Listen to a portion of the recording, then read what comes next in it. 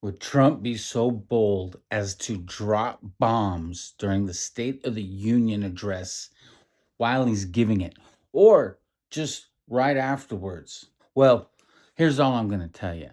It's very possible that you might see in the next 24 hours hell raining down from heaven onto Iran.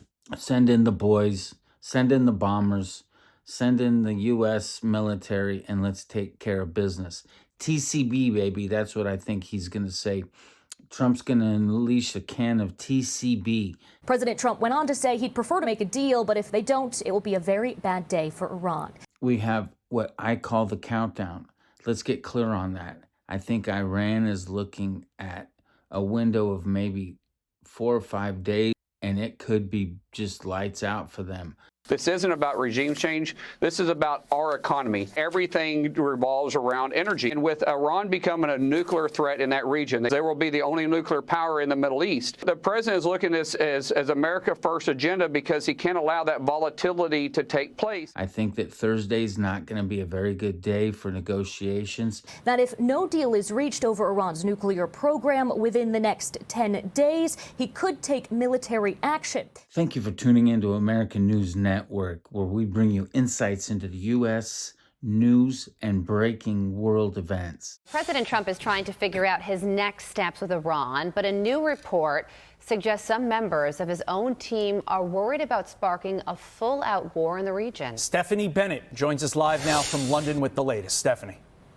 Good morning. Yeah, President Donald Trump's top general is highlighting the potential risks with striking Iran. Now, Joint Chiefs Chairman General Dan Kane has warned it could lead to the possibility of a prolonged conflict in the region. It comes after the president said last week that if no deal is reached over Iran's nuclear program within the next 10 days, he could take military action. Right now on the agenda, it is the State of the Union address that's going to happen tonight with President Trump. I think this is going to start the actual ticking clock for Iran's countdown. Well, Kane sees the stakes of a major operation in Iran as higher, with a greater risk for entanglement and American casualties. President Trump hit back on Truth Social, writing, "The story does not attribute this vast wealth of knowledge to anyone and is 100% incorrect. General Kane, like all of us, would like not to see war, but if a decision is made on ongoing against Iran at a military level, it is his opinion that it will be something easily won." President Trump went on to say he'd prefer to make a deal, but if they don't, it will be a very bad day for Iran. For now, the U.S. State Department has ordered all non-essential staff to leave its embassy in Beirut. That's roughly 50 people. And the U.S. is increasing its military presence in the Middle East, including the world's largest warship, the USS Gerald R. Ford. Iran has warned it will retaliate if attacked, with U.S. bases in the region seen as potential targets. Trump's not going to tolerate this type of situation anymore, with them delaying, with them imposing these ridiculous restrictions on what we can talk about.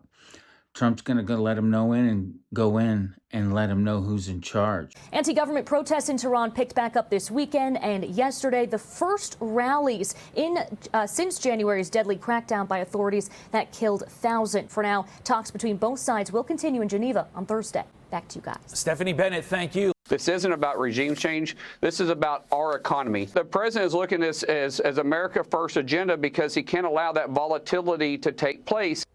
Dan, do you agree? Do you view an attack on Iran as America First?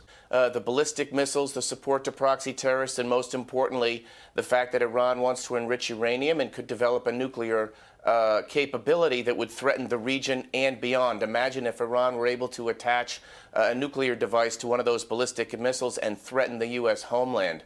That's where I come out on this. Now, we've tried for years to negotiate a deal with Iran. We've pressured Iran. We've got more military assets in the region now than we've had since going back to when we invaded Iraq in 2003. And so the pressure is on, and we need to strike a good deal to protect our national security.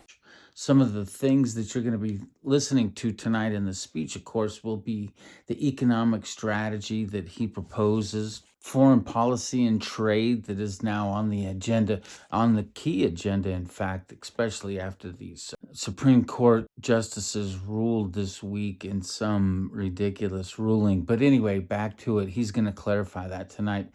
Also, he is going to hit the immigration point, and I think he's going to hit that pretty good, highlighting the administration's actions on the border security and immigration enforcement. Political framing. He is going to put into context exactly what is going on. There's so much misinformation out there in terms of what we get from ridiculous news sources like CNN and so on and so forth. So look for those strikes coming sooner before later. Go America, Team America. We have what I call the countdown. Let's get clear on that. I think Iran is looking at, and it could be just lights out for them. I think that Thursday's not going to be a very good day for negotiations. And then I think Trump's going to say, game over, send in the boys, send in the bombers, send in the U.S. military, and let's take care of business. TCB, baby, that's what I think he's going to say.